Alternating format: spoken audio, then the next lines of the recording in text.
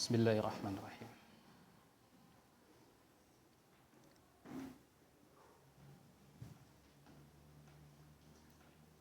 Assalamualaikum warahmatullahi wabarakatuh.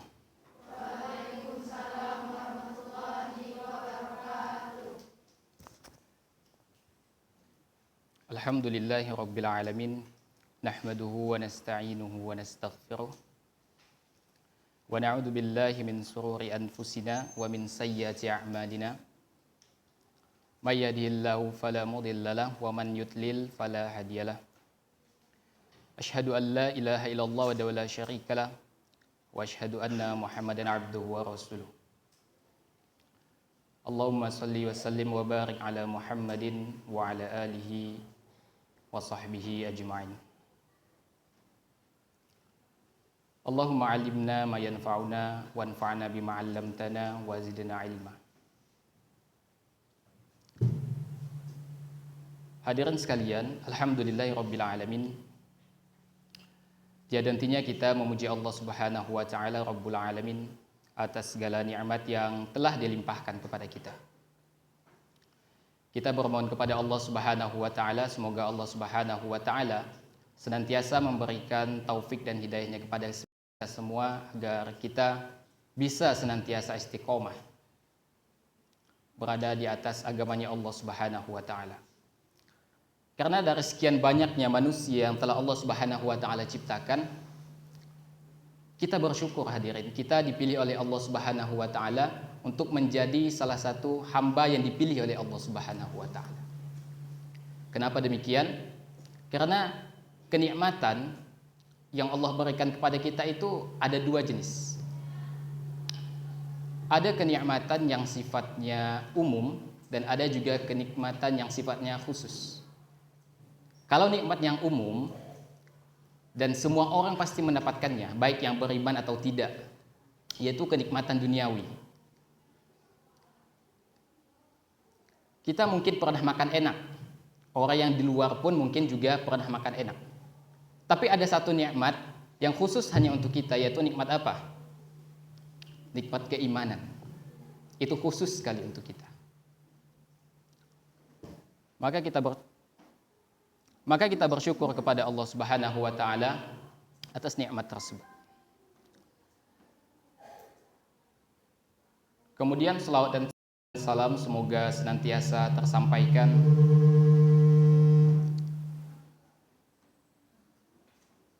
kepada junjungan kita Nabi besar Muhammad sallallahu alaihi wasallam. Allahumma salli wa sallim wa barik alaihi. Baik, hadirin dimuliakan oleh Allah Subhanahu wa taala. Insyaallah pada kesempatan ini kita akan membahas sesuatu yang sangat penting, itu berkaitan dengan jin, setan dan iblis, mengenali dan menghindari gangguannya. Jin, setan, iblis, mengenali dan menghindari gangguannya. Sebelum kita masuk pada inti bahasan kita, kan sebentar lagi bakal safar nih kan? Safar dari Pontianak ke Sambas. Berapa jarak antara Pontianak ke Sambas? Jarak, bukan waktu tempuh. Jaraknya berapa?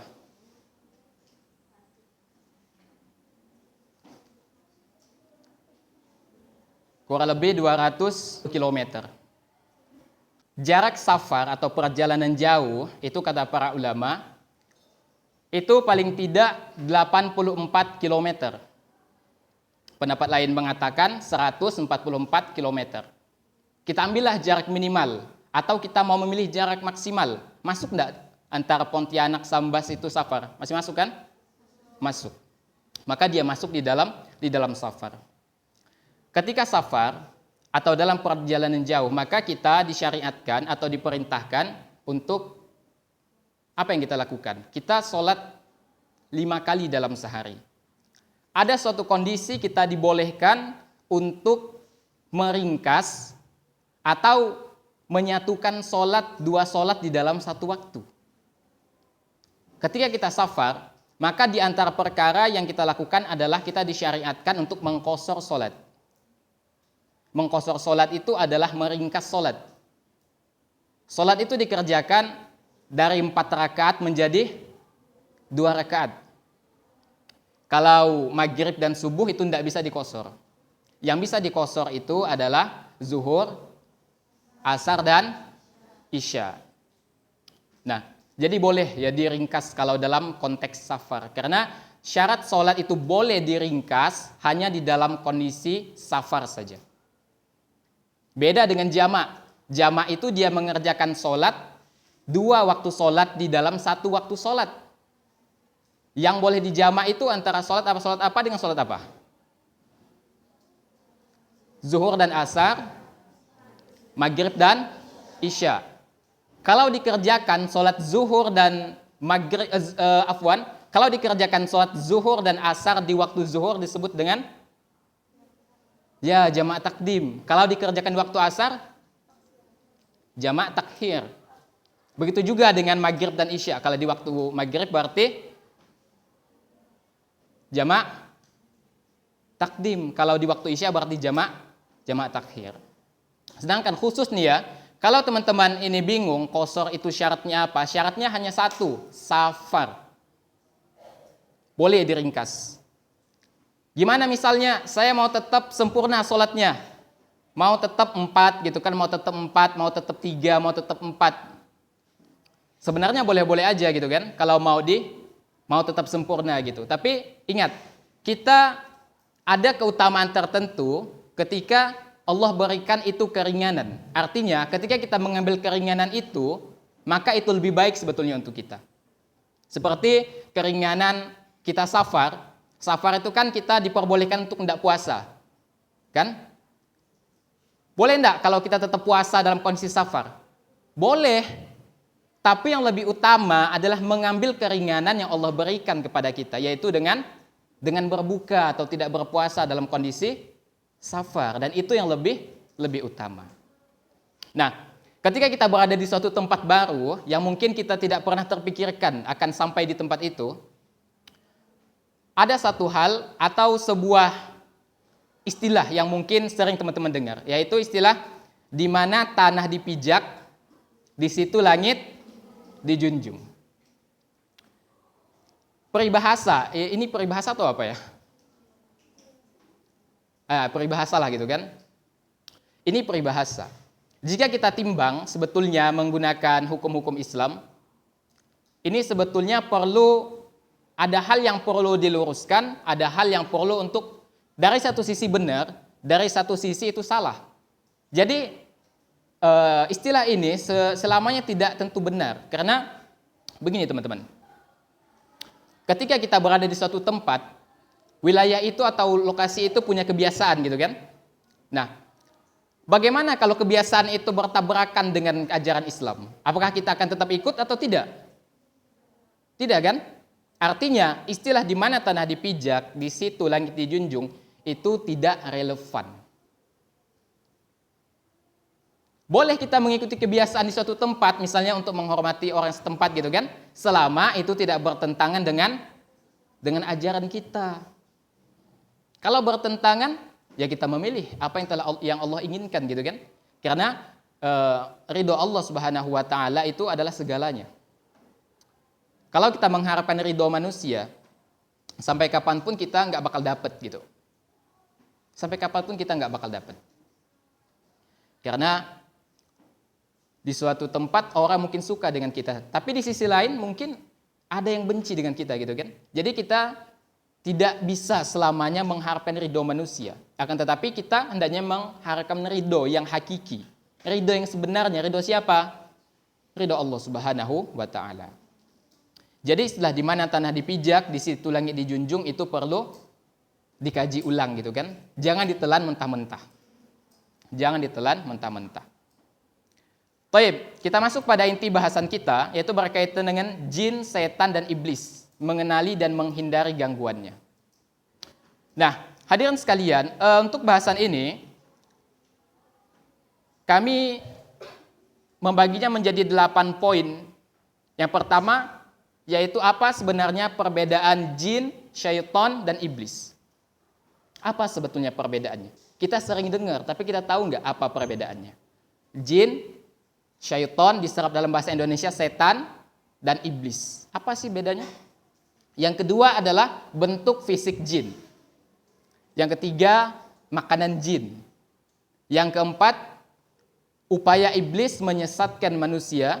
Yang kelima, apakah manusia bisa melihat jin atau bisakah jin menampakkan diri kepada manusia? Yang keenam, manusia ada khalifah, manusia lebih mulia dari jin dan malaikat. Yang ketujuh, kerasukan atau kesurupan di dalam timbangan syariat. Ada nggak sebenarnya kerasukan di dalam Islam itu? Apakah hanya budaya? Apakah hanya perspektif saja? Apakah diatur gitu di dalam Islam? Nanti kita akan bahas. Dan yang terakhir adalah kiat-kiat menangkal gangguan jin. Nah, yang pertama kita akan membahas tentang apa sebetulnya perbedaan antara jin, setan, dan iblis. Kalau kita berbicara tentang setan, setiap daerah itu punya setan lokal masing-masing. Kalau di Indonesia ada setan apa saja? Pocong, apa lagi? Kuntilanak, apa lagi? Tuyul, macam-macam, banyak kan? Ada kuyang segala macam. Kalau di Arab, apa misalnya? Hah? Mumi. Kalau di Arab itu Timur Tengah itu kayak Aladin gitu, tahu kan? Kayak Aladin. Kalau di Amerika, hah? Apa? Falak. Oke. Kalau di Malaysia, hah? Apa? Hantu durian. Itu setan lokal di Malaysia. Nah, pertama perlu kita pahami teman-teman,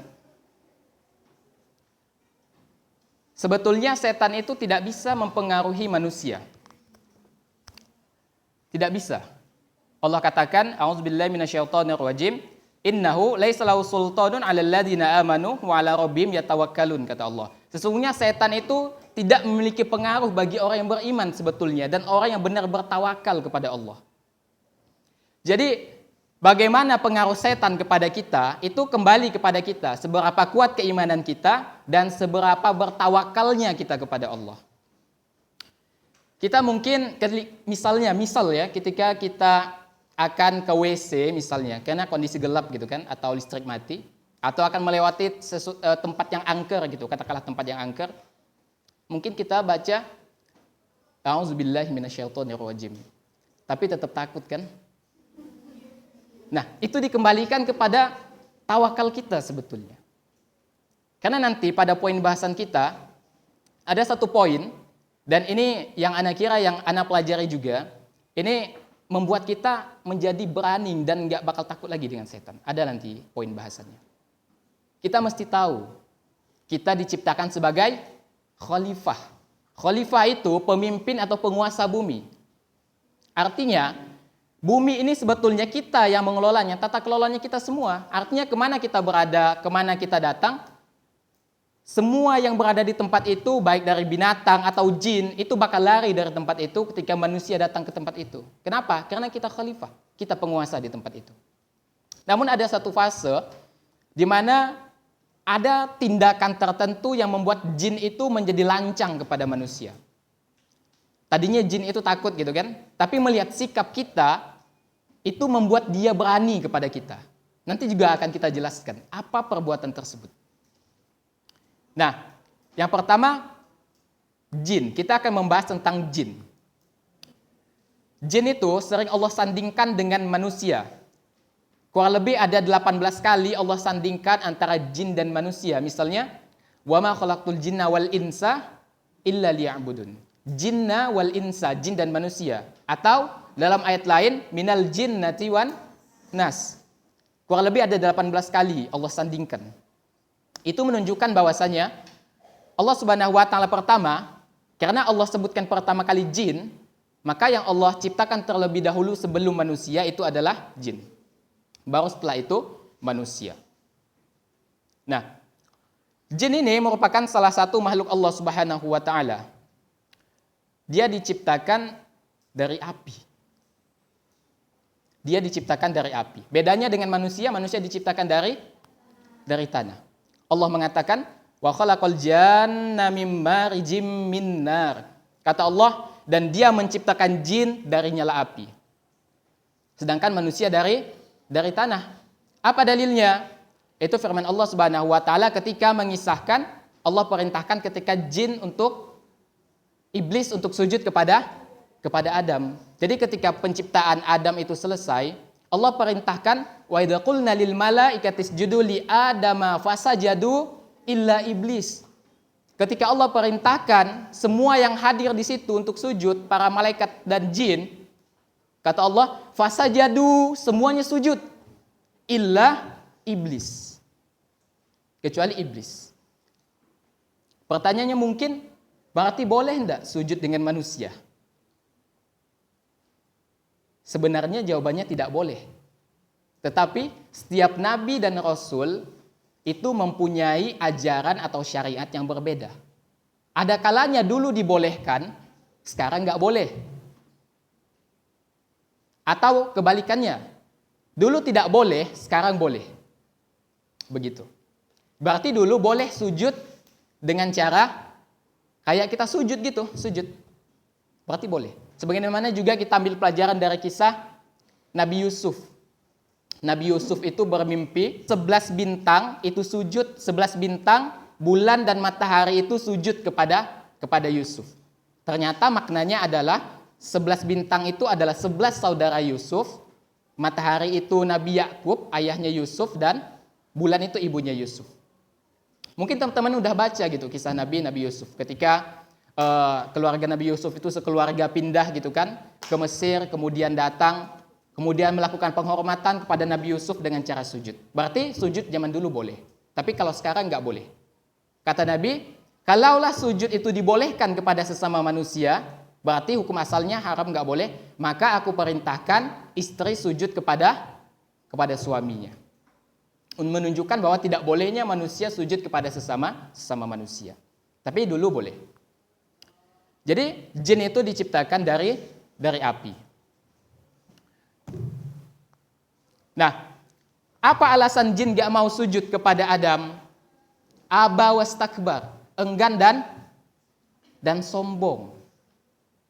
Dia enggan dan sombong. Disebutkan di dalam ayat lainnya, kata jin itu, kata iblis, khalaqtani min nar wa khalaqtahu min tin. Ya Allah, engkau ciptakan aku dari api, sedangkan engkau ciptakan Adam itu dari tanah. Kalau kita bawa kehidupan sekarang itu, aku ini lebih baik loh dari dia gitu. Merasa diri lebih baik. Merasa diri lebih baik. Jadi itu enggak boleh. Yang pertama kali merasa terbaik dan itu menyebabkan dia sombong itu adalah iblis. Makanya sombong itu ada dua sebetulnya tipenya. Sombong itu ada dua tipenya. Al-kibru, kata Nabi SAW, al-kibru batarul haqqi wa ghamtun nas. Sombong itu ada dua tipenya. Pertama, dia menolak kebenaran atau membantah kebenaran ketika kebenaran itu datang, atau meremehkan manusia. Merasa lebih baik, merasa lebih pintar, merasa lebih bertakwa, merasa lebih alim, merasa lebih soleh. Enggak, kita enggak ada yang tahu. Karena sejatinya yang lebih tahu adalah Allah Subhanahu wa taala. Tugas kita hanya berusaha gitu. Nah, jin ini kenapa disebut jin? Karena dia itu ijtinan, tersembunyi. Allah Subhanahu wa taala mengatakan, "Innahu yarakum huwa wa qabiluhu min haitsu la tarawnahum." Jin dan qabilahnya itu bisa melihat kamu, kata Allah. Sedangkan kalian itu enggak bisa melihat jin. Itu bedanya. Artinya sekarang jin itu bisa melihat kita. Kita enggak tahu di samping kiri kanan kita, belakang, depan, atas bawah kita enggak tahu. Karena mereka yang bisa melihat kita, sedangkan kita enggak tahu keberadaan mereka. Nah, teman-teman sekalian, jadi jin juga ada yang beriman dan ada juga tidak. Jin itu sama seperti manusia. Dia juga makan, dia juga minum. dia juga punya keturunan. Yaitu di antara dalilnya jin itu ada yang beriman adalah firman Allah Subhanahu wa taala dalam Quran surah Al-Jin ayat 14. Allah mengatakan, "Wa anna minal muslimuna wa minal qasitun." Dan sesungguhnya di antara kami jin ini ada yang taat dan ada juga yang menyimpang dari kebenaran. Jadi jin itu juga ada yang beriman, ada yang tidak. Ada laki-laki, ada perempuan. Itu jin.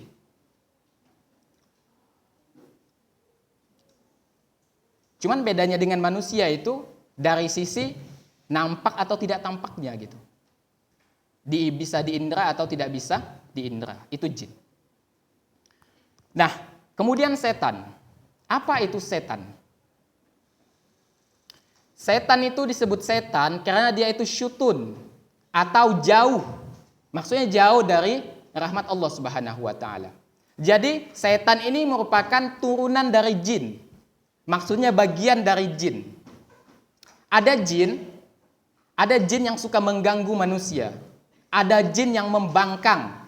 Berarti jin itu setan. Jadi setan itu sifat. Jin itu makhluknya, setan itu sifat makhluknya. Makanya sering kita dengar manusia itu kayak kesetanan gitu kan? Atau Anda pernah dengar ada ibu itu marah dengan anaknya. Dasar kamu anak setan. Berarti ibunya siapa? Ya, karena dia biasa dilekatkan dari sisi sifat, gitu kan? Begitu juga setan berarti adalah sifat. Dan jin yang memiliki sifat pembangkang, suka membantah, itu berarti setan.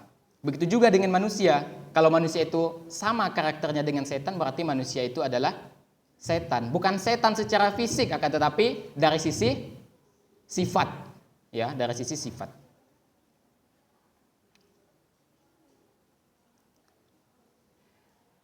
Jadi Dr. Umar Sulaiman itu mengatakan bahwa setan di dalam bahasa Arab itu digunakan untuk menyebut setiap makhluk yang menentang dan membangkang. Artinya tidak khusus sifat ini kepada jin saja, bisa kepada manusia. Gitu kan? Itu setan. Berarti jin tadi apa? Dia berdiri sendiri, akan tetapi setan itu adalah sifatnya. Kemudian iblis. Siapa itu iblis? Iblis ternyata juga bagian dari jin. Tapi dia hanya satu saja. Iblis itu yang menolak sujud kepada Adam. Itu iblis, hanya itu. Jadi iblis ini adalah salah satu jin yang menjadi gembongnya para pembangkang. Tadi sudah kita bacakan ayatnya, wa idza qulna lil malaikati isjudu al-ayat dan seterusnya. Jin yang menolak sujud berarti itu iblis.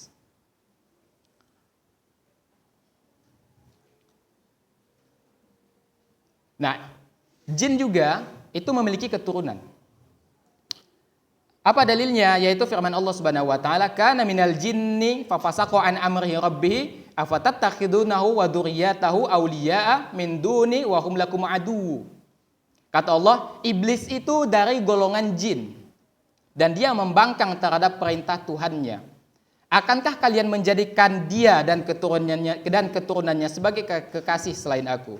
Padahal mereka adalah musuh bagi kalian. Ini Al-Kahfi ayat 50. Jadi melalui ayat ini kita mendapatkan beberapa poin penting. Yang pertama bahwasanya iblis itu dari golongan jin, turunan dari jin. Yang kedua, jin itu atau iblis punya keturunan layaknya manusia. Sampai ada sebuah pertanyaan dulu. Ada seseorang yang bertanya kepada salafu ummah atau orang terdahulu, bertanya, apakah jin itu hamba Allah? Beliau katakan iya. Apakah dulu jin itu taat kepada Allah? Iya. Apakah setelah itu jin membangkang kepada Allah? Iya. Apakah jin itu punya keturunan? Iya. Apa dalilnya? Ayat tadi, jangan jadikan iblis dan keturunannya sebagai pengikut. Jangan menjadi pengikutnya gitu. Apakah jin punya istri? Ya. Siapa istri jin? Saya tidak hadir di perkawinannya. Jadi memang jin itu punya keturunan dan Satu-satunya yang hidup sampai sekarang itu hanya iblis gitu. Jadi jin pun juga bisa mati. Karena satu-satunya makhluk yang ditangguhkan kematiannya hanya iblis saja. Selain iblis itu bakal mati, layaknya kita manusia. Iblis juga ada yang dari bermacam-macam. Iblis itu ada yang beriman, ada yang punya suku, tinggalnya pun di berbagai tempat gitu. Ya. Kemudian kita akan melihat bagaimana bentuk fisik jin. Karena jin ini adalah makhluk gaib. Di sini ada yang pernah melihat penampakan? Hah? Tidak ada. Karena kalau bisa melihat penampakan itu bahaya. Bentuk fisik jin. Bagaimana kita tahu jin bentuk fisik jin? Sedangkan jin itu tidak kelihatan. Gimana caranya? Gimana? Yaitu dengan merujuk kepada Al-Quran dan hadis. Karena dia gaib, kita tidak bisa menerka-nerka. Karena kalau kita salah, itu akan berpengaruh terhadap keimanan kita. Karena beriman kepada adanya jin itu bagian dari keimanan kita. Karena kata Allah, alladzina yu'minuna bil ghaibi wa yuqimunas shalah. Di antara ciri orang beriman itu beriman kepada yang gaib. Yu'minuna bil ghaib, beriman kepada yang gaib. Jadi kalau kita mengingkari keberadaan jin, jin itu enggak ada. Kalau ada jin, coba buktikan. Mana artikel penelitiannya kalau jin itu ada? Enggak ada. Toh bendanya memang enggak ada karena dia gaib gitu kan. Jadi memang ada sebagian orang yang menolak keberadaan jin. Ada. Yaitu kelompok yang kalau istilahnya itu pengekor hawa nafsu atau kelompok yang menjadikan akal sebagai basis. Artinya apa yang tidak sesuai dengan akal dia tolak. Peristiwa Isra dan Mi'raj dia tolak. Adanya jin dan iblis, syaitan dari sisi sifat dia tolak, ada. Kalau yang belum pernah dengar berarti belajarnya kurang banyak masih kan. Nah, mari kita lihat bagaimana bentuk fisik jin. Apa yang disebutkan dalam Al-Quran. Allah Subhanahu wa taala mengatakan, "Innaha syajaratun takhruju fi aslil jahim, tal'uha ka'annahu ru'usus syayatin." Allah mengatakan sesungguhnya dia adalah sebatang pohon yang keluar dari dasar neraka yang menyala. Mayangnya itu seperti kepala syaitan-syaitan. Sebetulnya di sini Allah berbicara tentang buah zakum. Dan Allah Subhanahu wa taala mensifatkan buah, nanti makanan penghuni neraka itu ada namanya buah zakum. Makanan penghuni neraka, dia tumbuh di dasar neraka. Kata Allah, buahnya itu seperti kepala setan-setan. Itu menunjukkan buruknya rupa jin. Makanya kalau ada orang yang paling jelek di permukaan bumi ini, yang paling jelek disandingkan dengan jin, masih bagusan manusia. Saking jeleknya. Ya. Itu jin, artinya fisiknya itu jelek gitu kan. Jangan bayangkan temennya gitu. Kemudian syaitan itu mempunyai tanduk. Syaitan itu punya tanduk. Karena kata Nabi SAW memerintahkan kepada kita, melarang kita sholat. Ada 2 waktu sholat kita diharamkan. Ada 2 waktu. Yaitu ketika matahari terbit dan terbenam. Kenapa? Karena di saat itu syaitan itu menyimpan tanduknya di matahari pada saat matahari terbit dan terbenam. Karena pada waktu itu adalah waktunya orang penyembah matahari untuk menyembah matahari. Syaitan menyimpan tanduknya di situ. Itu tapi tidak mutlak. Misalnya ada orang misalnya ketiduran, sholat subuhnya ketiduran.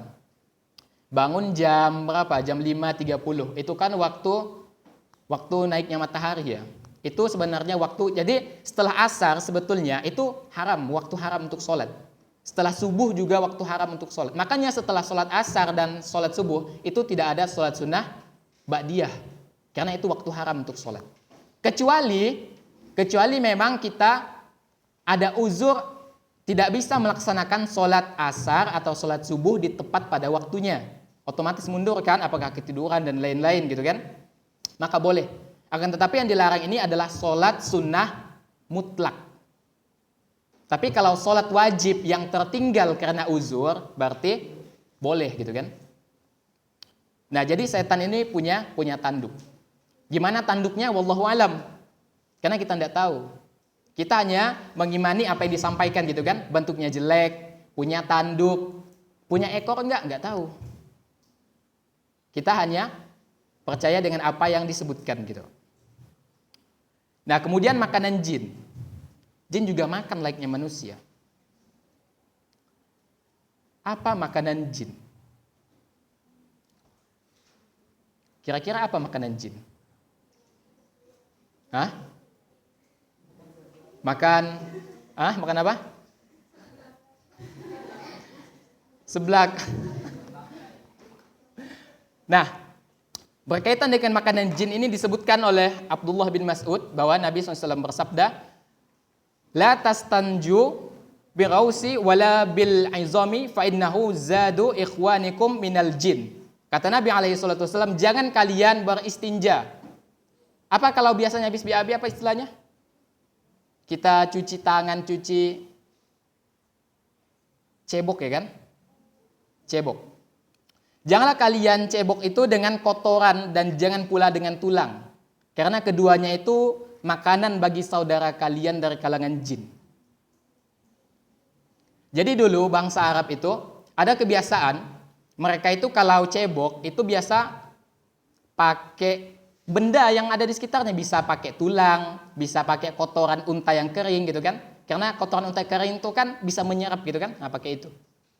Kata Nabi SAW, jangan cebok menggunakan tulang dan kotoran. Karena itu makanan dari kalangan jin. Makanya kalau misalnya kita makan, karena makanan jin ini dijelaskan oleh para ulama, makanan jin ini memang tulang, tapi tulang dari hewan yang halal untuk dimakan, dan ketika disembelih itu menyebut nama Allah.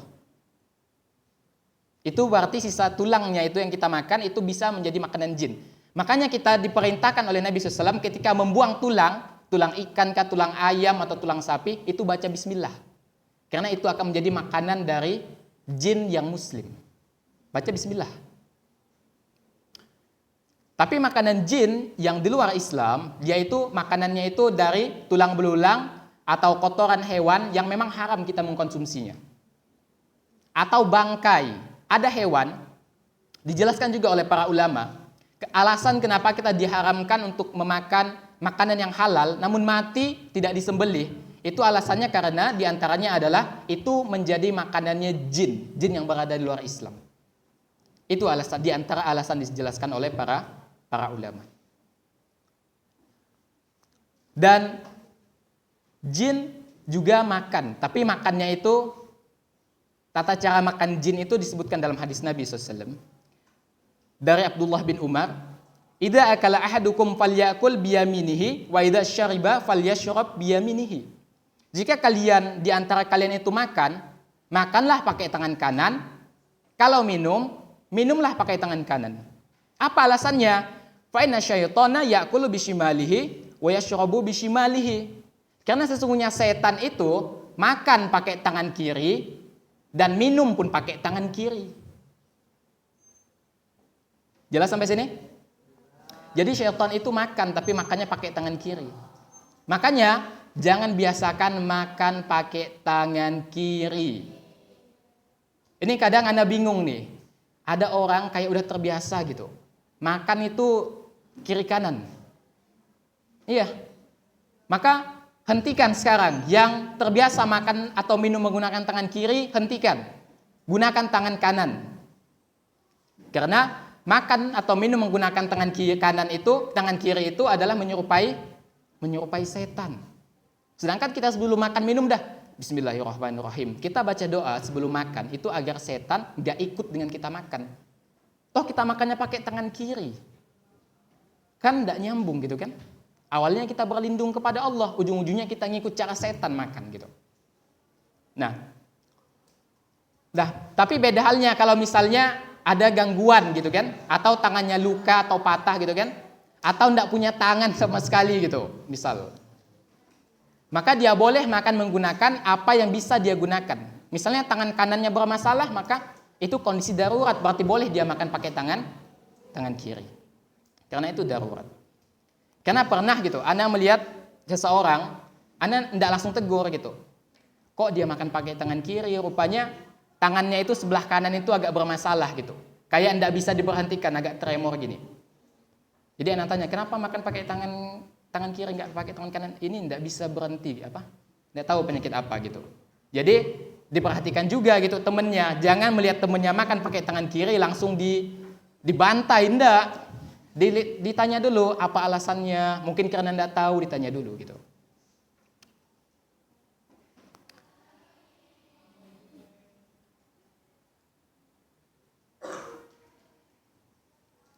Kemudian kata Nabi alaihi salatu wasallam, kalau salah seorang di antara kita itu masuk ke rumah, maka kita diperintahkan untuk berzikir, salam. Dan ketika makan, hendaknya kita berdoa. Apa alasannya? Kata Nabi alaihi salatu wasallam, ketika kita masuk ke rumah dan kita tidak mengucapkan salam, tidak hanya rumah ya, ke ruang kelas misalnya, ke dalam kamar, itu usahakan ucapkan salam. Kenapa? Kalau kita tidak ucapkan salam, syaitan itu akan gembira karena dia dapat tempat nginap. Sedangkan kalau tidak baca bismillah ketika makan, syaitan dapat makan. Jadi double, dapat tempat nginap, dapat makan gratis lagi. Makanya baca ketika masuk ke rumah, kosong atau ada orangnya, salam, ucapkan salam. Gitu ya. Ada sebuah apa istilahnya ya, guyonan. Gimana misalnya guyonannya kira-kira seperti ini. Gimana misalnya kalau kita makan, tidak usah baca doa dulu. Pertengahan makan kita baca doa, gitu kan, biar setannya keselak, baru kita minum. Itu tidak boleh seperti itu. Itu seperti mempermainkan agama, tidak boleh seperti itu. Ya. Jadi syaitan itu juga makan dan juga minum. Tadi sudah kita sebutkan apa makanannya dan tata cara makannya sudah kita sebutkan. Nah, kemudian bagaimana upaya iblis menyesatkan manusia? Allah Subhanahu wa taala mengatakan, "Qala fahruj minha fa innaka rajim wa inna 'alaika la'nati ila yaumiddin." Qala rabbi fa anzirni ila yaumi yub'atsun. Qala fa innaka minal munzarin. Allah mengatakan, keluarlah kamu dari syurga, sesungguhnya kamu manusia yang terlaknat. Terlaknat itu maksudnya dijauhkan dari rahmat Allah Subhanahu wa taala. Dan sesungguhnya laknatku atasmu itu sampai hari pembalasan. Apa kata iblis? Rabbi fa'anzirni ila yaumi yub'atsun. Ya Allah, berilah tangguh aku sampai hari kebangkitan. Fa innaka minal munzarin, kata Allah. Sesungguhnya engkau termasuk yang diberi tangguh. Lalu apa kata iblis? Di dalam ayat lainnya, qala fa bima aghwaytani la aqudanna lahum siratal mustaqim thumma la atiyannahum min baini aydihim wa min khalfihim wa an aymanihim wa an syama'ilihim wa la tajidu aktsaruhum syakirin. Kata iblis, ya Allah, sesungguhnya karena engkau telah menyesatkan aku, karena engkau telah melaknat aku pasti akan menghalangi manusia, menyesatkan manusia dari jalanmu yang lurus. Aku datangi mereka dari depan, dari belakang, dari kanan, dari kiri. Dan engkau tidak akan dapati kebanyakan mereka bersyukur. Jadi syaitan itu meskipun dia tidak sekolah, meskipun tidak ada titel profesor doktornya, dia itu pinter. Pinter luar biasa. Dan setan itu pantang menyerah. Makanya syaitan mengatakan dia akan menyesatkan manusia. Kalau tidak bisa dari depan, dari belakang. Kalau tidak bisa dari depan belakang, dari kanan. Kalau tidak bisa dari kiri, itu kan pantang menyerah kan? Itu syaitan. Jadi luar biasa gitu kan?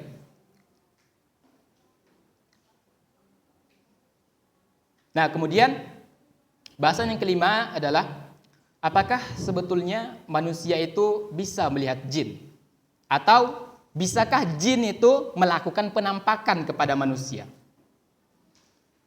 Mari kita lihat fatwa dari Syekh Abdullah bin Abdurrahman Al-Jibrin. Beliau mengatakan bahwa jin itu tidak bisa menampakkan diri kepada manusia dalam bentuk aslinya. Dalam bentuk aslinya berarti tidak bisa. Maka jin itu tidak memiliki kemampuan untuk memperlihatkan dirinya bentuk aslinya gitu. Tapi dia bisa menampakkan diri dengan cara merubah wujudnya. Dengan cara merubah wujudnya. Ini ada sebuah kisah yang menarik dari sahabat. Dan jadi dulu di perang Khandaq. Tahu perang Khandaq? Tahu? Perang apa? Perang Parit. Ada seorang sahabat Nabi SAW, ini pengantin baru. Jadi beliau izin dengan Rasulullah, izin ke rumah pulang, mau nengokin istrinya gitu kan. Nah, Rasulullah bawa senjata, kata Rasulullah, takut nanti diserang sama musuh dari Yahudi Bani Quraidah. Karena di Madinah itu ada 3 suku besar Yahudi. Bani Nadir, Quraidah dan Bani Nadir, Quraidah dan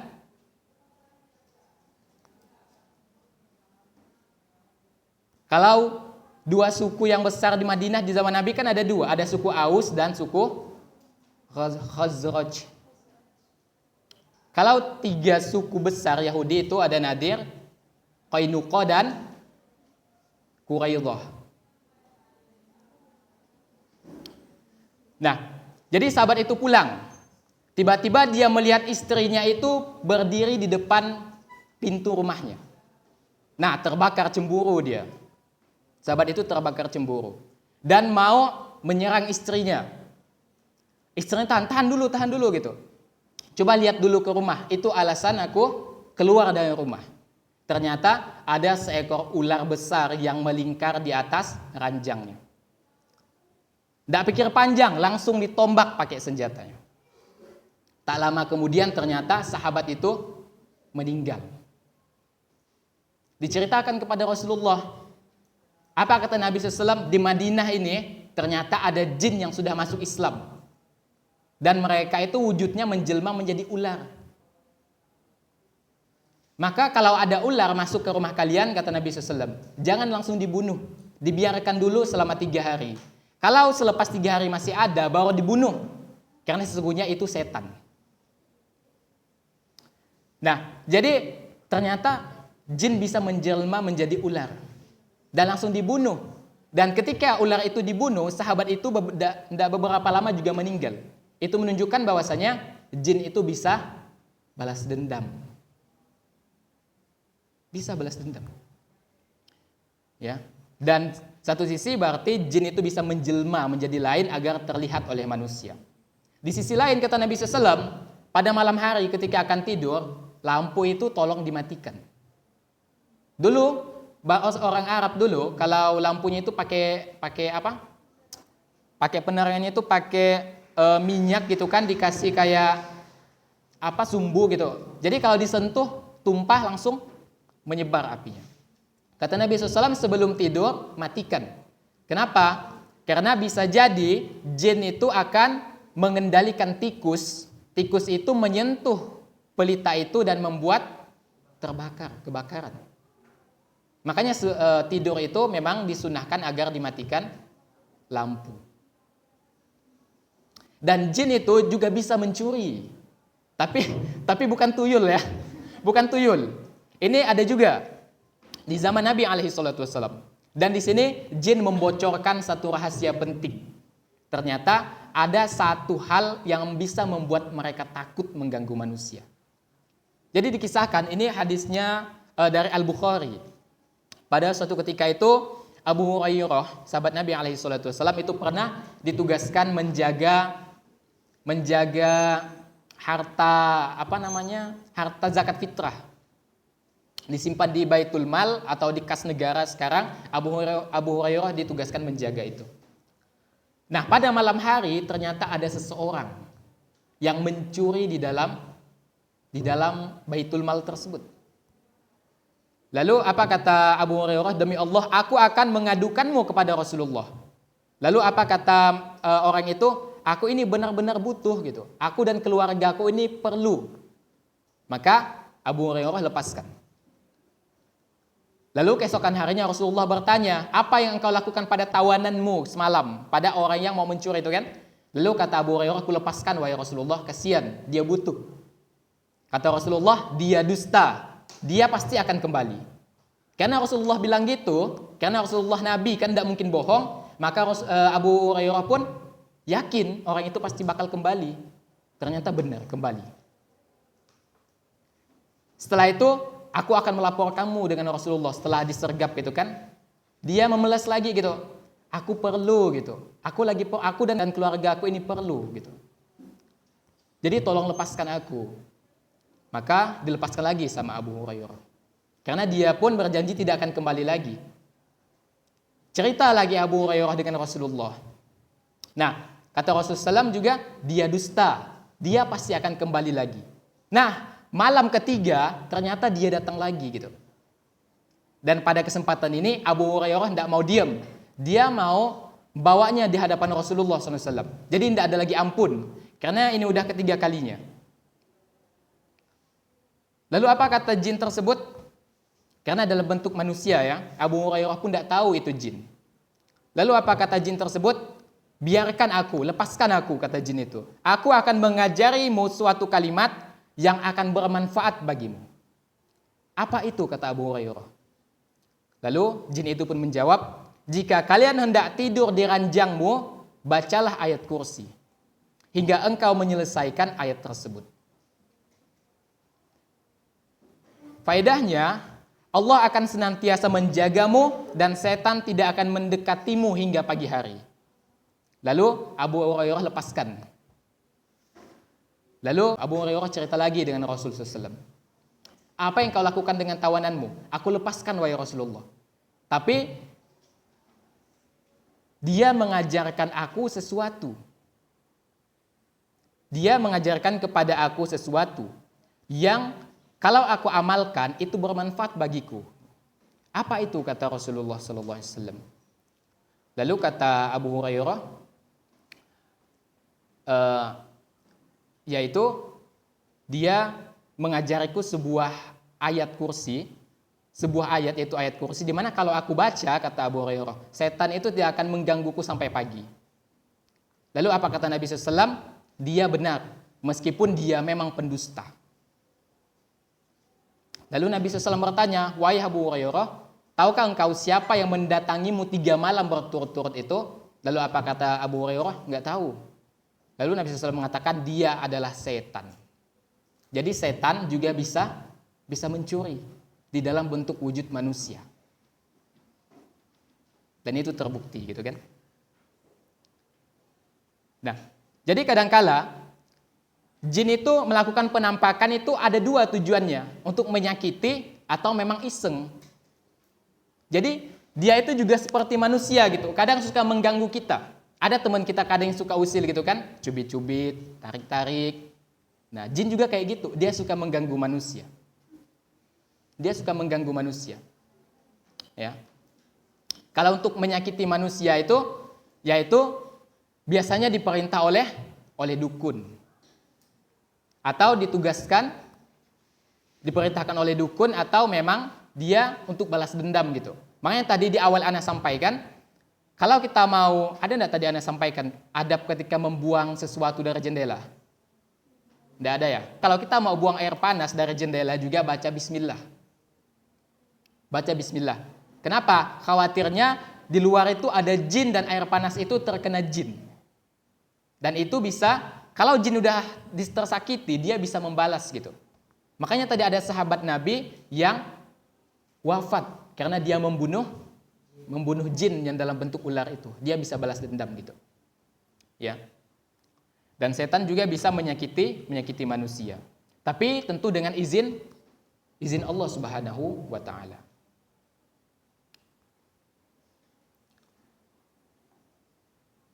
Nah, kemudian poin yang keenam adalah manusia itu sebetulnya khalifah. Bahkan lebih mulia dari jin, bahkan malaikat. Dan ini adalah poin yang sebetulnya kita sadar kita ini lebih mulia bahkan dari malaikat, apalagi jin gitu. Kita lebih mulia dari jin sebetulnya. Perlu kita sadari itu. Allah Subhanahu wa taala mengatakan, "Walaqad karamna bani Adama wa hamalnahum fil barri wal bahri wa razaqnahum minat thayyibati wa faddalnahum 'ala katsirin mimman khalaqna tafdila." Kata Allah, "Wa faddalnahum 'ala katsirin mimman khalaqna tafdila." Kata Allah, kami lebihkan manusia itu dengan kelebihan yang sempurna atas makhluk yang telah kami ciptakan. Kata Ibnu Katsir rahimahullahu taala, beliau adalah seorang ahli tafsir, beliau mengatakan, ayat ini menjadi dalil bahwa manusia itu lebih mulia, lebih utama bahkan dari malaikat. Kalau manusia saja lebih mulia, lebih utama dari malaikat, berarti manusia itu lebih tinggi kedudukannya dari jin. Lalu, apa alasan kita untuk takut dengan jin? Kalau kita saja lebih mulia gitu. Jadi kadang-kala tidak masuk akal manusia. Makanya Anda pribadi itu kurang menyarankan kalau nonton film yang berbau mistis gitu ya, kurang menyarankan. Karena pertama dari sisi akidah, film-film itu menyimpang. Tidak sesuai dengan apa yang disebutkan dalam Al-Quran biasanya, tidak sesuai. Orang bangkit lah, arwah gentayangan. Dalam Islam kan tidak ada arwah gentayangan. Tidak ada. Jadi kalau udah nonton film yang mistis tuh mau ke WC pun takut. Bukannya berdampak bagus terhadap psikologis, tapi buat down gitu. Maka anak kurang menyarankan gitu ya. Nah, bahkan Nabi SAW menyebutkan bahwa ada jin itu sangat takut dengan salah seorang sahabat, yaitu Umar bin Khattab. Kata Nabi SAW, kalau Umar itu berjalan di satu jalan, kemudian di hadapannya itu ada jin mau lewat, mau berpapasan, jin itu memilih jalan yang lain karena takut dengan Umar. Tuh. Makanya kalau kita berjalan di tempat yang gelap gitu ya, maka sebetulnya nggak wajar kalau kita takut dengan jin, karena dia tidak bisa mencelakakan kita. Pada asalnya memang tidak bisa mencelakakan kita. Karena memang jin seharusnya yang takut dengan manusia. Jin sebetulnya yang takut dengan kita sebetulnya. Namun kondisi ini terbalik. Kondisi ini terbalik. Ini disebutkan juga oleh Ibnu Katsir. Apa kata beliau? Di dalam tafsirnya, dulu jin itu merasa takut dengan manusia. Sebagaimana manusia sekarang itu takut dengan jin. Kata beliau, ketika ada manusia yang datang ke suatu tempat, ke lembah, di situ ternyata ada jin yang mendiami lembah tersebut, lari ketakutan. Tadi sudah Anda sampaikan, kalau kita datang di suatu tempat, jin itu bakal lari dari tempat itu, karena dia takut dengan kita.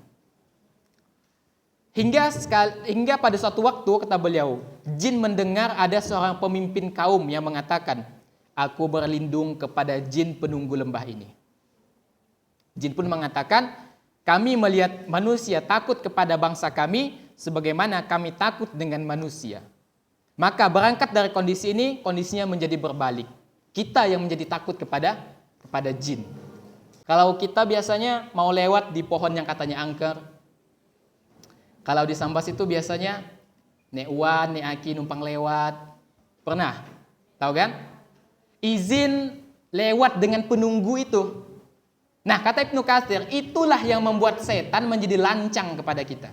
Tadinya dia takut karena kita minta izin, dia jadi lancang dengan kita. Seharusnya kita minta perlindungan dengan siapa? Dengan Allah Subhanahu wa taala, dengan yang menciptakan, yang meminta perlindungan dengan yang menciptakan penunggu itu. Itu Allah Subhanahu wa taala. Makanya hati-hati. Kalau lewat di suatu tempat, berlindung kepada Allah Subhanahu wa taala, bukan malah minta perlindungan dengan penunggu. Ya. Kalau di Jakarta itu di terowongan Kasablanka di Jakarta Selatan. Pernah lewat di situ? Belum. Nah, jadi di Jaksel itu ada terowongan Kasablanka. Kalau mau lewat di situ, itu mesti menghidupkan klakson sebanyak 3 kali. Katanya itu untuk menghormati arwah gentayangan di terowongan itu.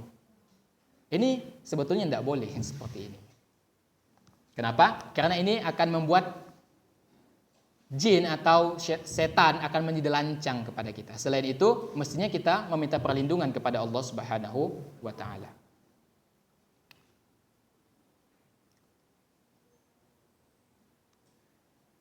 Nah, kemudian yang ketujuh adalah kerasukan atau kesurupan di dalam timbangan syariat. Sebenarnya ada enggak di dalam agama kita ini kerasukan atau kesurupan? Atau hanya budaya saja? Karena ada sebagian orang yang menolak. Mungkin pernah ingat ada sebuah acara di televisi. Acaranya itu ruqyah dulu di Trans 7 atau Trans TV, lupa. Acara ruqyah. Atau enggak pernah nonton? Pernah. Ana pribadi membayangkan ini kalau orang yang setengah-setengah pikirannya nonton, ini kayak acting gitu. Kayak acting kan? Ya, wajar. Mari kita lihat dari timbangan Al-Quran dan Sunnah, apakah memang bisa sebetulnya manusia itu kerasukan jin dan setan? Nabi SAW bersabda, "Inna syaitana yajri minal insani majrad dam." Sesungguhnya setan itu berjalan di dalam tubuh manusia seperti mengalirnya darah. Ini diriwayatkan oleh Al-Bukhari dan Muslim. Manusia itu memang bisa kesurupan. Kapan? Yaitu ketika dia jauh dari ketaatan. Jauh dari ketaatan kepada Allah dan jauh dari mengingat Allah Subhanahu wa taala. Kondisi itu akan dimanfaatkan jin untuk semakin melemahkan keimanannya dalam rangka menyesatkan manusia itu. Karena ada orang yang kerasukan malah manggil dukun. Kata Nabi SAW, barang siapa yang datang saja ke dukun, itu sholatnya bisa tidak diterima selama 40 hari. Sekedar datang. Kalau bertanya dan percaya dengan perkataan dukun, kata Nabi SAW, berarti dia sudah kufur dengan apa yang diturunkan kepada Muhammad, yaitu Al-Quran. Jadi hati-hati, jangan main-main dengan dukun. Dalam artian, tidak usah percaya gitu.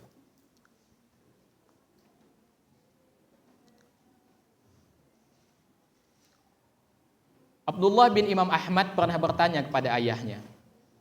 Jadi Imam Ahmad itu punya putra namanya Abdullah. Beliau bertanya kepada Imam Ahmad, "Inna qauman yaz'umuna annal jinniya la yadkhulu fi badanil insi." Sesungguhnya ada beberapa orang berpendapat bahwa jin itu tidak bisa masuk ke dalam tubuh manusia. Lalu apa kata Imam Ahmad? "Ya bunayya, yakdzibuna huwa dha yatakallamu ala lisanihi." Wahai anakku, mereka dusta. Jin itulah yang berbicara dengan lisan orang yang dirasukinya. Maka dalam hal ini Syekhul Islam Ibnu Taimiyah rahimahullah berkomentar bahwa tidak ada satupun ulama Islam yang mengingkari jin itu bisa masuk ke dalam badan orang yang kesurupan atau yang lainnya. Orang yang mengingkari hal ini dan mengklaim bahwa syariat mendustakan anggapan jin bisa masuk ke dalam badan manusia, berarti dia telah berdusta atas nama syariat. Karena tidak ada satupun dalil syariat yang membantah hal itu. Maka kata Syekhul Islam Ibnu Taimiyah bahwa para ulama sepakat bahwa jin itu bisa merasuk ke dalam tubuh manusia. Berarti bisa gitu kan? Apalagi tadi kata Imam Ahmad, jin itu bisa berbicara melalui lisan orang yang dirasukinya. Bisa. Kadang-kadang jin yang masuk ke dalam tubuh manusia itu ada kadang jin ya pembantu tukang sihir gitu kan. Ada orang yang sakit hati datang ke dukun mau nyantet, bisa. Atau jin yang naksir dengan manusia, bisa. Jin itu bisa naksir dengan manusia. Baik kepada yang laki-laki atau kepada yang perempuan. Jin bisa terpesona. Makanya mohon maaf ya, yang kadangkala sering mimpi basah misalnya, itu bisa jadi ada jin yang suka gitu. Atau selalu mimpi, ya kayak mimpi gitu. Ada kemungkinan dia ada jin yang suka dengan dia gitu. Ya. Karena para nabi dan rasul itu tidak mimpi basah, karena memang datang mimpi itu dari setan. Kemudian ada jin yang kadang memang usil juga mengganggu manusia. Makanya ini, kalau kita melihat penampakan, karena memang jin tidak bisa menampakkan dirinya dengan fisik aslinya, maka dia itu melakukan penampakan dengan pemikiran manusia yang kadangkala bisa mendatangkan ketakutan. Jadi apa yang ditakutkan oleh manusia, seperti itulah jin akan menjelmakan dirinya. Karena anak pribadi pun pernah gitu melihat di rumah nenek kemarin, kebetulan listrik mati. Listrik mati. Kalau di Sambas itu ada istilah kayak apa, tempat cuci piring itu kayak dari Sambas, ada dari Sambas? Hah? Nah, kayak istilah pelantaran gitu, tahu enggak tempat? Nah, kebetulan apa?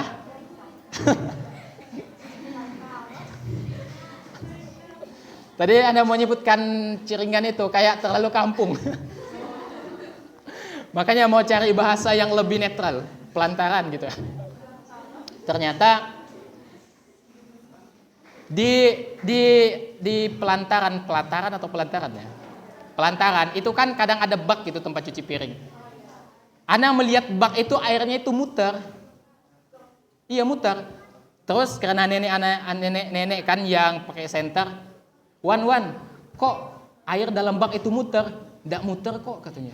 Tapi Ana yang nengoknya muter. Setelah itu Ana nengok di pintu itu ada tangan keluar seperti ini. Wan, itu tangan siapa? Nggak ada tangan siapa-siapa. Tapi Ana pribadi yang nengoknya.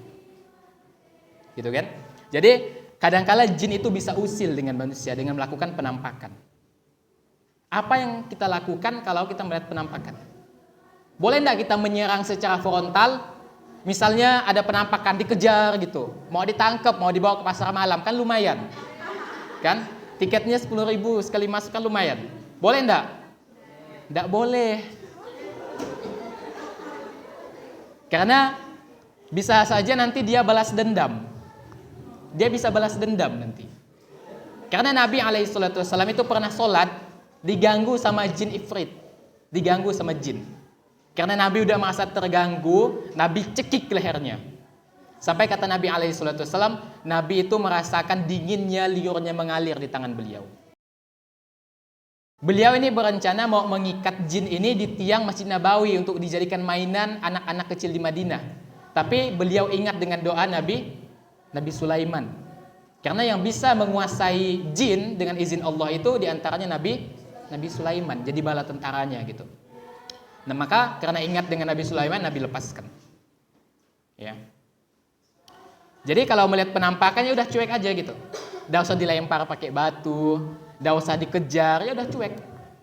Karena kalau kita lawan, dia itu menjadi-jadi gitu. Cuek aja gitu. Ya. Nah, kemudian bagaimana kiat-kiat kita untuk menangkal gangguan jin?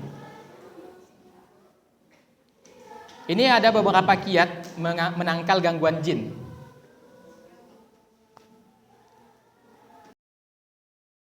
Yang pertama kita persingkat saja. Yang pertama adalah tentunya kita meminta perlindungan kepada Allah Subhanahu wa taala. Berlindung dari gangguan jin itu tidak bisa pakai jimat-jimat, tidak bisa pakai mantra-mantra. Yang pertama kali kita minta perlindungan kepada Allah Subhanahu wa taala. Kata Allah Subhanahu wa taala, "Qul a'udzu birabbil falaq min syarri ma khalaq."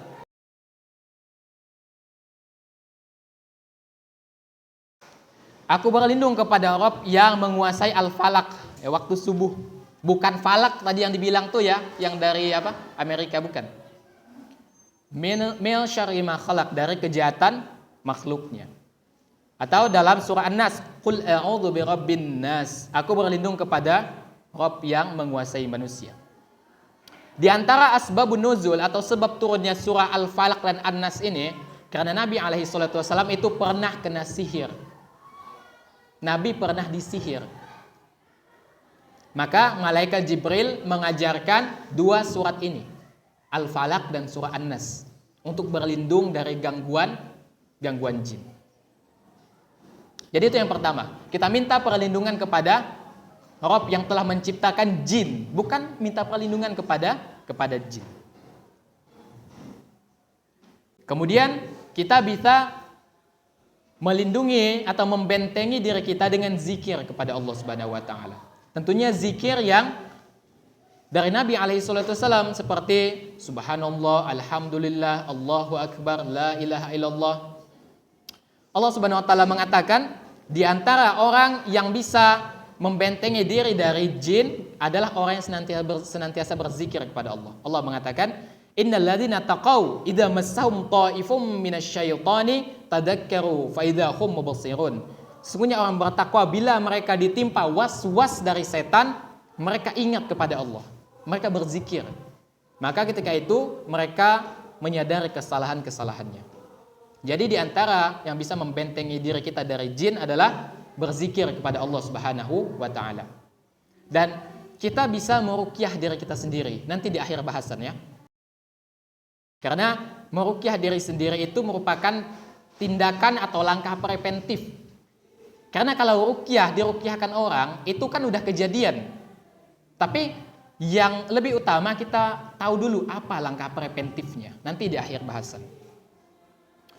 Kemudian yang selanjutnya, yang bisa menghindarkan kita dari gangguan syaitan adalah jangan lupa ketika masuk WC baca doa. Apa doanya? Allahumma inni a'udzubika minal khubuthi wal khaba'ith. Minta perlindungan kepada Allah dari gangguan jin, setan laki-laki atau setan perempuan. Setan laki-laki atau setan perempuan. Jadi kalau kita baca doa, setan atau jin yang ada di tempat itu keluar, kita yang masuk. Kemudian selanjutnya kita bisa menghindari gangguan jin dengan membaca 3 qul. Tahu 3 qul? 3 qul dan ayat kursi sebelum tidur.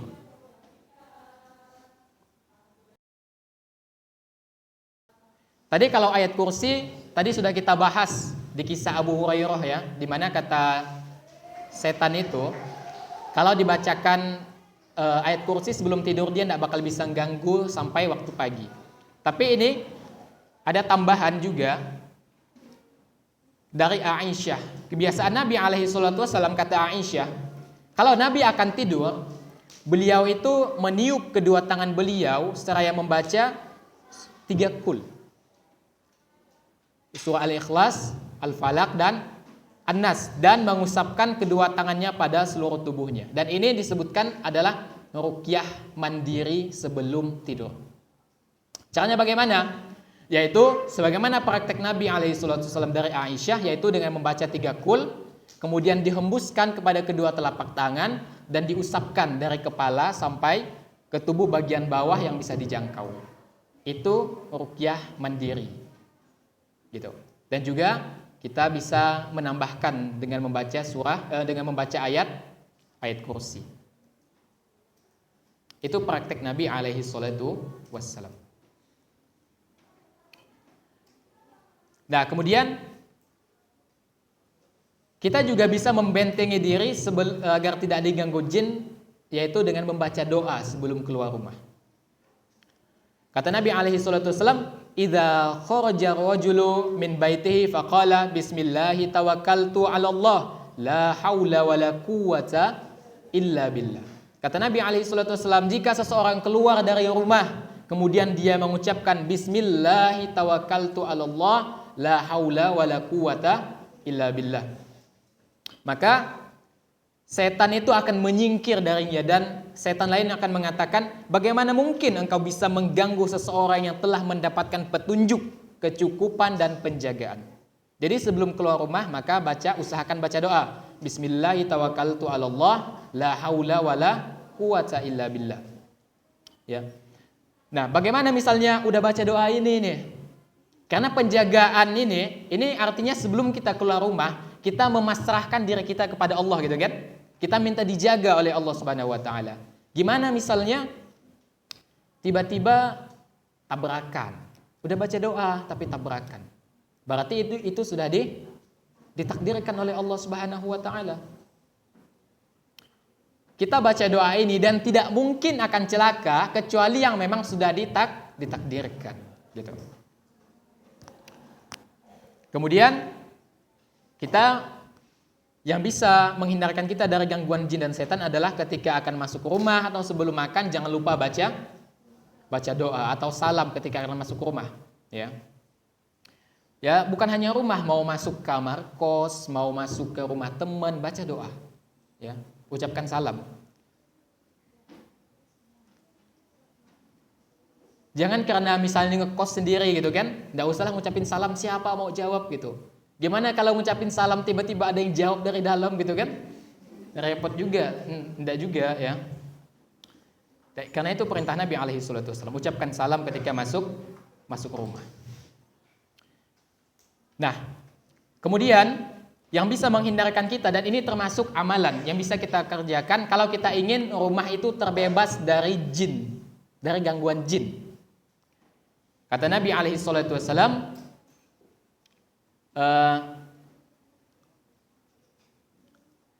la taj'alu buyutakum maqabira inna syaitana yanfiru minal baitil ladzi tuqra'u fihi suratul baqarah. Kata Nabi alaihi salatu wasallam, jangan kalian menjadikan rumah kalian seperti kuburan. Karena setan itu lari dari rumah yang di dalamnya dibacakan surah Al-Baqarah. Jadi kalau baru pindahan rumah, baru pindahan kos, bisa bacakan surah Al-Baqarah. Bacakan. Gimana misalnya enggak punya waktu, putar aja murotal gitu di YouTube pakai playlist gitu. Boleh enggak? Boleh. Diputarkan surah Al-Baqarah. Kemudian kita meminta perlindungan kepada Allah Subhanahu wa taala ketika mendengar suara gonggongan anjing di malam hari atau keledai. Kenapa ketawa, Bang? Anda tahu, karena kalau Anda pernah udah diskusi juga gitu dengan dosen itu kan, kata anjing itu kan sebenarnya netral ya, tapi digunakan untuk hujatan. Jadi seolah-olah konotasinya negatif jadinya kan, padahal maknanya netral. Ketika mendengar gonggongan anjing, tergantung nada juga. Kalau agak menekan kayak tadi agak menekan ya.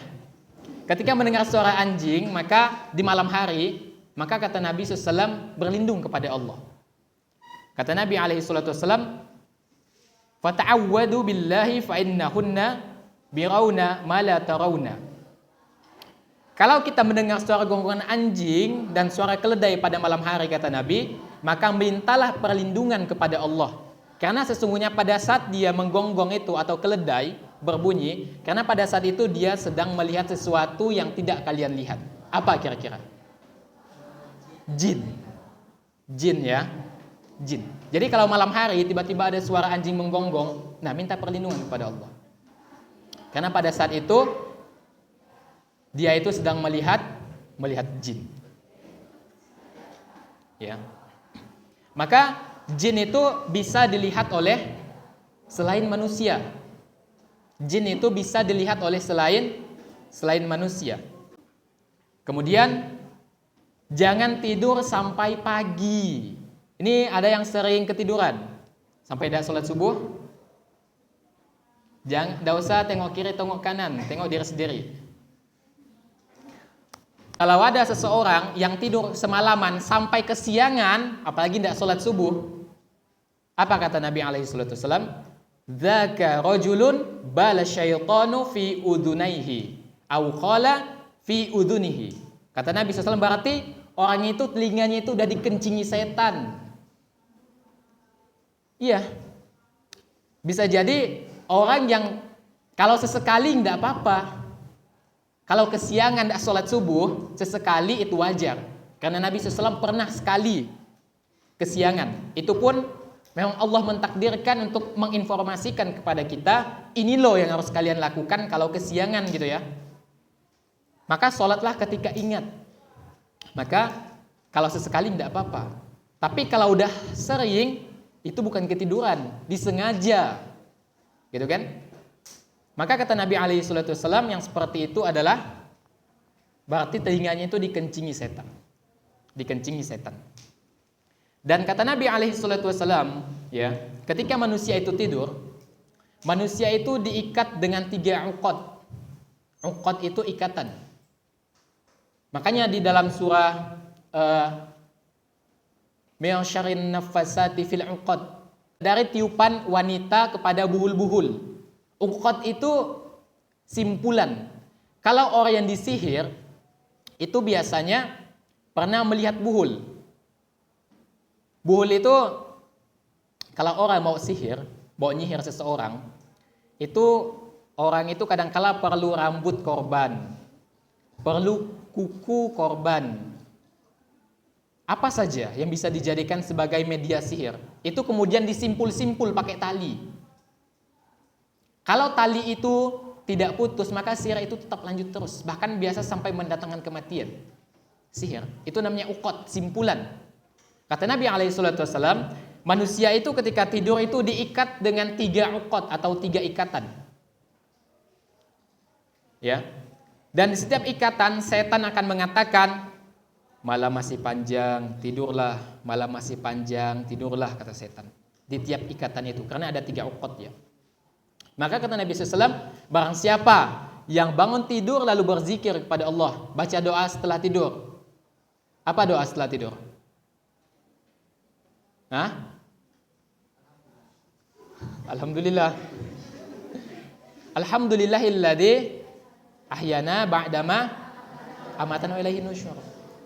Bersyukur kepada Allah SWT, zikir, maka lepas 1 ikatan. Kemudian kata Nabi SAW, setelah itu dia bangun, kemudian dia berwudu, maka lepas 1 ikatan.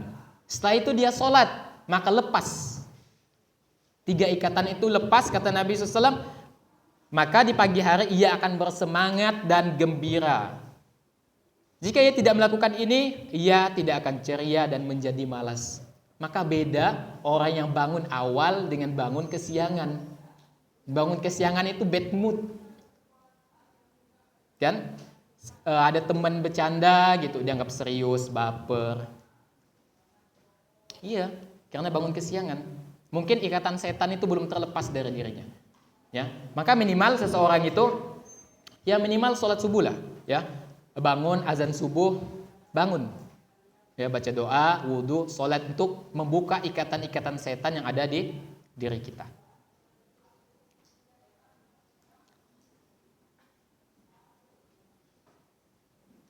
Baik, yang terakhir, ini yang terakhir, ya, bahwa kita bisa meruqyah diri kita dengan pribadi, secara ruqyah mandiri maksudnya. Jadi setiap orang itu bisa meruqyah dirinya. Pertama tadi ada ruqyah sebelum tidur. Gimana caranya tadi?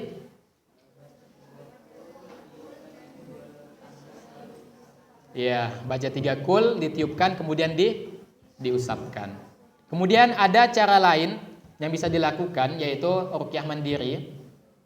Yaitu siapkan air 1 gelas. Siapkan air 1 gelas, kemudian baca di depan gelas itu dibacakan 3 kul itu juga. Bacakan Al-Fatihah, kemudian dibacakan 3 kul, kemudian dibacakan ayat kursi. Jangan ditiup, karena kita dilarang untuk meniup makanan atau minuman. Setelah itu baru diminum. Pas baca itu didekatkan gini. Ya, baca Al-Fatihah didekatin gitu. Habis itu baru diminum. Itu bisa menjadi ruqyah mandiri.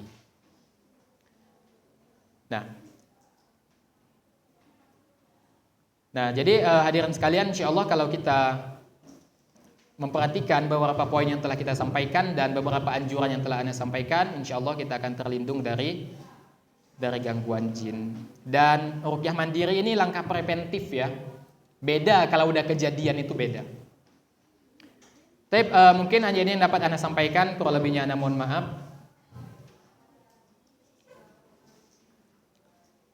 Yang benar datang dari Allah Subhanahu wa taala, yang keliru datangnya dari Anda pribadi. Allah dan Rasulnya tentu terlepas dari kekeliruan itu.